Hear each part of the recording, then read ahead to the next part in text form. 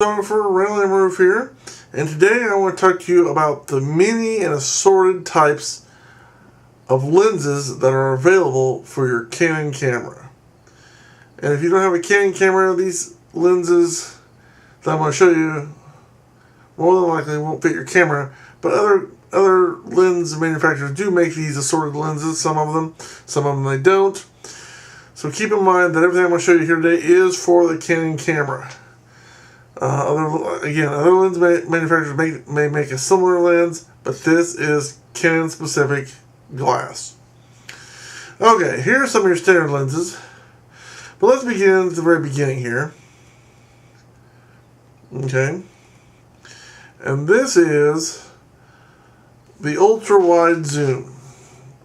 Now that means it's going to be very wide, not close up, but wide. You have your 10 to 22, your 8 to 15, which is your fisheye, your 16 to 35, and your 17 to 40. Now keep in mind, 50 millimeters is standard, which means it's the same as what you would see with just looking out. So in other words, what you as a human being see normally is 50 millimeters. So anything below that, say your 8 to 15, 16 to 35, 17 to 40, is going to be wider. Okay? So the camera is going to go wider than what you can see as a human being. Now, if you're going to be doing some wide photography, you want to consider these price points. Okay? And you also want to consider what kind of photography you're going to be doing a lot of. Okay? If you're going to do a lot of people shots with big groups, these, with the exception of the fisheye, the 16 to 35 or the 17 to 40 or even the 10 to 22 would be a good lens. But if you're going to get a lot of close-ups, this isn't what you want. So this is for wide. If you've got scenic or a big landscape, this is the kind of lens you're going to want. Next we come down to the standard zoom. Now this is what a lot of people use, basically because of the price points, and it's, what the average person uses, and professionals use too. Now, keep in mind, when it comes to Canon, there's three types of lenses. There's black with a silver ring, there's black with a red ring, which is better, and then when we get down to them later, there's the professional lenses, which are white with a red ring. So black, silver are your intro lenses. Your black lenses with the red ring are your intermediate. And then your white lenses with a red ring are your professional. So there's basically three quality types. Okay, standard zoom. Now keep in mind, a standard is approximately 50-50. So, but this is when I'm talking about zoom, this is what a lot of people use as your everyday lens. So you got your 18 to 85, your 17 to 55, 17 to 85, 18 to 55, 18 to 135, 18 to 135, 18 to 200, 24 to 70, 24 to 105, and 20 to 135. And again, there are a lot of options, a lot of possibilities, because different people have different needs for the kind of photography they do. Okay? So it really depends on what kind of photography and what kind of flexibility you need in your lens. If you shoot the same thing every day, you're going to get one specific lens. If you're doing something one day, something else another day, or different thing, you're doing one from different. You may want a lens that has a large amount of zoom in there, or a medium amount, or a standard amount. So it just, it depends on what kind of photography you're going to be doing. And again, another thing to consider is the price. And a lot of times, part of that price is the more zoom you have normally, the more it's going to cost, plus the f-stops.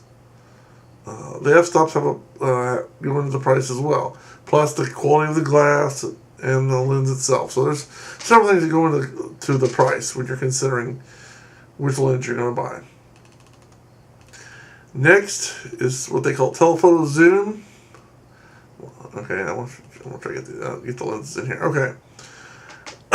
Now this 28 to 300, that I don't have a Canon one, but I have I have a lens by a different company. It's a 28-300, and that's what I use every day.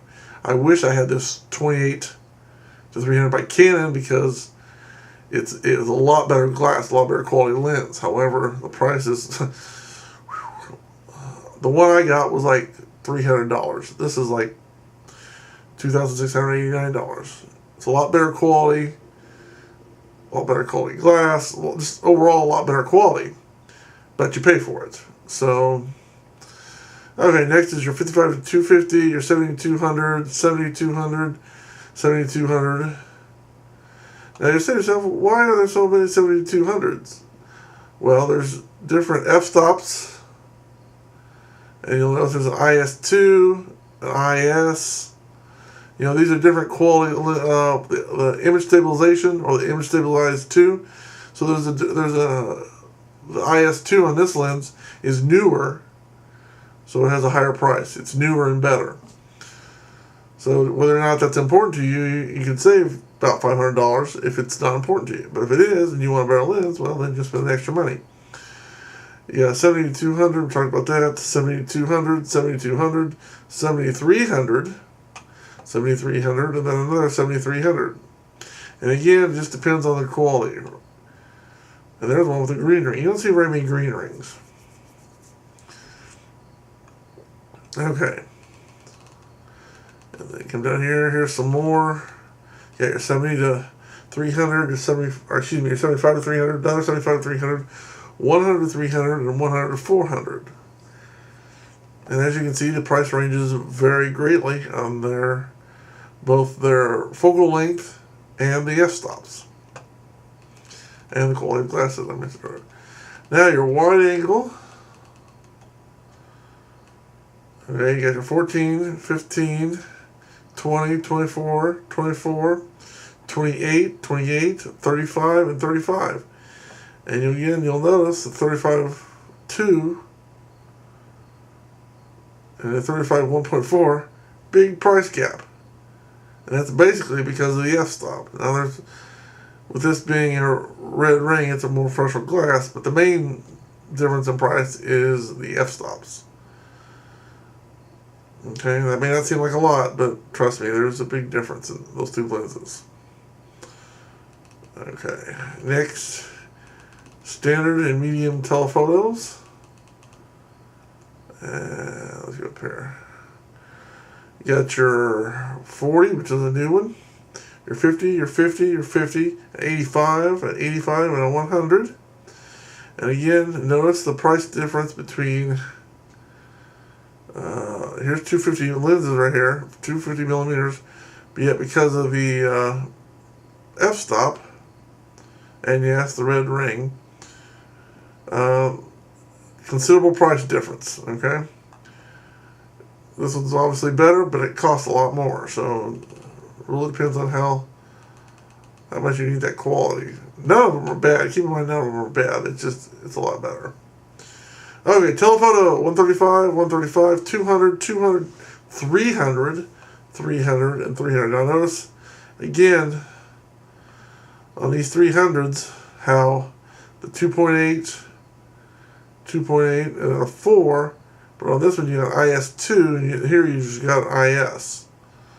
IS, IS2. So there's big difference in that IS2 on this one. Now we come into the super telephoto. And this is where you gotta make sure your checkbook's ready. 400, 400, 400, 400, 800, 2 extenders, a 1.4 times, and 2 times. Personally, I would get the 2 times just for the easy math, plus it's more as far as quality. I mean, not quality, but focal length extension. Then you got a 600 and a 500. And if you'll notice those prices, those are not cheap. But that's very long focal length. You'll notice they only have one f-stop. But it's a white lens with a red ring, which means it's the highest quality. So, again, you're paying for quality. And then your macro lenses, which is being able to look up real like you want to see a bug on a flower, or an ant in the grass. And that's just some examples.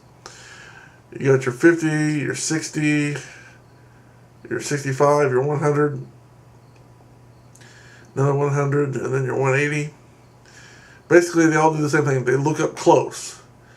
But the difference is how close you have. For example, with a 50 millimeter, you have to be real close with the camera, whereas with 180, you can stand back and get the same picture. Okay, you can stand back and just, if you don't want to be real close, or you need to be farther away, then the 180 is going to do your thing. But however, you'll notice having that macro with a longer focal length, price does play a part. Plus, normally you need a tripod for some of these longer lenses. Not always, but it does help. Now, I'm not real familiar with the tilt shift. You have to talk to somebody that does tilt shift. All I know is you tilt it and it shifts. That's all I know. I don't have any experience, so I can't really talk about these lenses. I would refer you to some other... look up tilt shift on Google or some other place to get some hands-on information. From what I've seen on the internet, I really don't have a use for this kind of lens. Not to say there isn't one, but I just personally, I don't know enough about it. I've never had any experience using it, so maybe that's why.